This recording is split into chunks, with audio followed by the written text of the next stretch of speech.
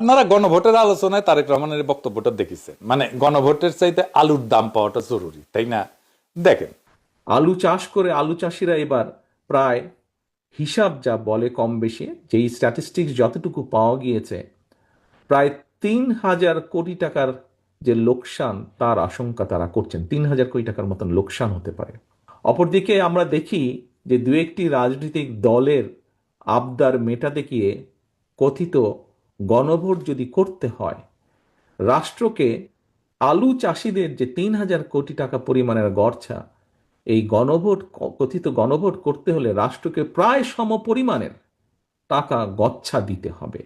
এমন পরিস্থিতিতে লোকসানের মুখোমুখি এইসব আলু চাষিদের কাছে এই সময় গণভোটের চেয়ে মনে হয় আলুর ন্যায্য মূল্য পাওয়াটা অনেক বেশি গুরুত্বপূর্ণ।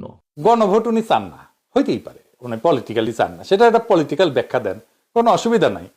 আলুর এক্সাম্পল কেন দিতে হবে? ইরানের বিপ্লবের পরে জিনিসপত্রের দাম কমানোর জন্য বামপন্থীরা খুব হালকাও শুরু করেছিল। তো খোমেনি কইছিল আমরা কম দামে তরমুজ খাওয়ার জন্য বিপ্লব করি নাই। ৫ই আগস্টের বিপ্লবের পরে বাংলাদেশের মানুষ যে ঐতিহাসিক আবেগে ফাইটে পড়ছিল, বিএনপি সেই মুহূর্তটা বুঝতেই পারেনি, এই বিপ্লবের মর্মার্থটা বুঝতেই পারেনি যে বিপ্লবটা কেন হয়েছিল, এখনো পারেন না। তারা মনে করছে মানুষ তাদেরকে ক্ষমতা আনার জন্য অকাতরে রক্ত দিচ্ছে। জি না, ৫ই আগস্টে তারেক রহমানের সমান উচ্চতার কোনো নেতা ছিল না। দেশ খালি ছিল, মঞ্চ খালি ছিল, নেতৃত্ব খালি ছিল, তবুও তিনি দেশের প্রধান রাজনৈতিক মুখ হইতে পারলেন না। এটা ওনার ব্যর্থতা, বড় সড় রাজনৈতিক ব্যর্থতা। কেন পারলেন না?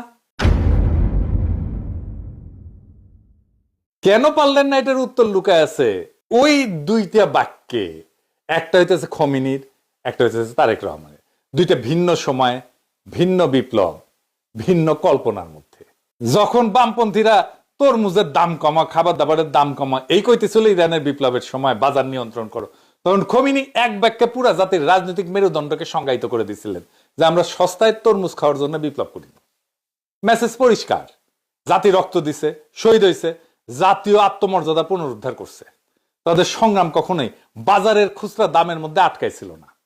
এখন বাংলাদেশের দিকে তাকান, বিপ্লবের পরে যখন দেশের মানুষ এক যুগের বেশি সময় ধরে দমন পীড়নের বিরুদ্ধে প্রথমবার উঠে দাঁড়াইল, যখন ইতিহাস তৈরির ক্ষুধা মানুষের মনে, মর্যাদা পুনরুদ্ধারের তীব্র আকাঙ্ক্ষা, ঠিক সেই মুহূর্তে তারেক রহমান বললেন গণভোটের চাইতে আলুর দাম বেশি গুরুত্বপূর্ণ।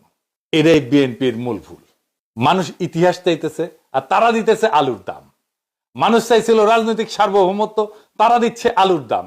জনগণকে তারা দেখতেছে চাষা ভুষা, আর যাদের একমাত্র উদ্বেগ হইতেছে ভাত, আলু খাওয়া ইত্যাদি।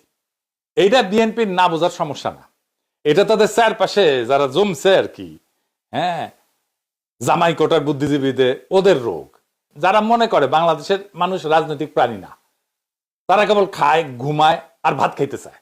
জামাই কোটার বুদ্ধিজীবী তো নিজে বলে যে ভাত খাওয়াটা নাকি এদের একমাত্র মোটিভেশন, বেশি ভাত খাওয়া। বাংলাদেশের মানুষের ব্যাপারে কি তুচ্ছ তাচ্ছিল্য। বাংলাদেশের মানুষ নাকি খালি ভাত খাইতে চায়, খালি ভাত খাইতে চায়, বেশি বেশি ভাত খেতে চায়। বাংলাদেশের মানুষ নাকি মধ্যবেদার মানুষ, মিডিওক্রিটি কয়, বইও লিখেছে এটা। তাদের জিদ্দার নাকি ক্ষমতা নাই, তাদের স্বপ্ন নাই, কল্পনা নাই।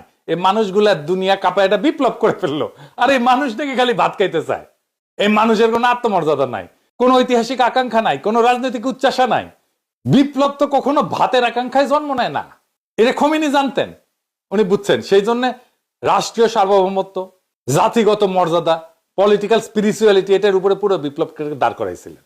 মিশেল ফুকো ইরানের বিপ্লবকে পশ্চিমা রাজনৈতিক বিশ্লেষণে প্রচলিত কাঠামো দিয়ে ব্যাখ্যা করতে অস্বীকার করছিলেন।